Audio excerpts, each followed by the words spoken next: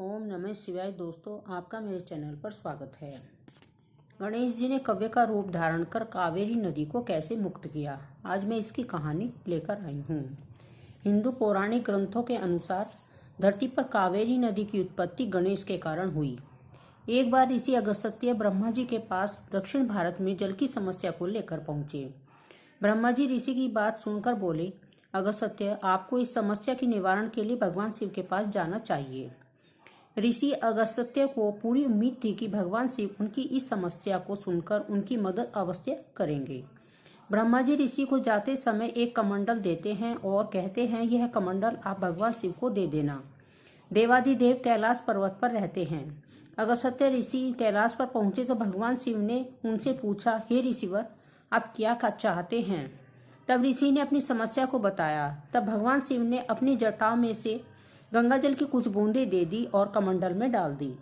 ऋषि देखकर हैरान हो गए, इतना कम जल लोगों की प्यास कैसे बुझाएगा और दक्षिण को सूखे से कैसे बचाएगा।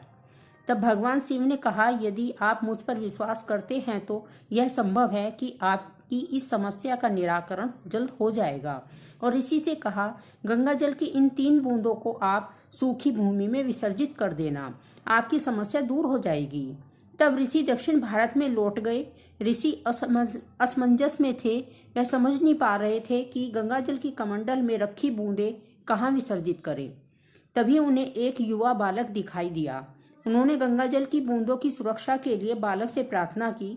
वह बालक और कोई नहीं, गणेश थे। उन्होंने कहा, मैं आपकी मदद के लिए आया हूँ। वैसे यह बिल्कुल सही जगह है, आप यहाँ अपने कमंडल से जल प्रभावित कर सकते हैं।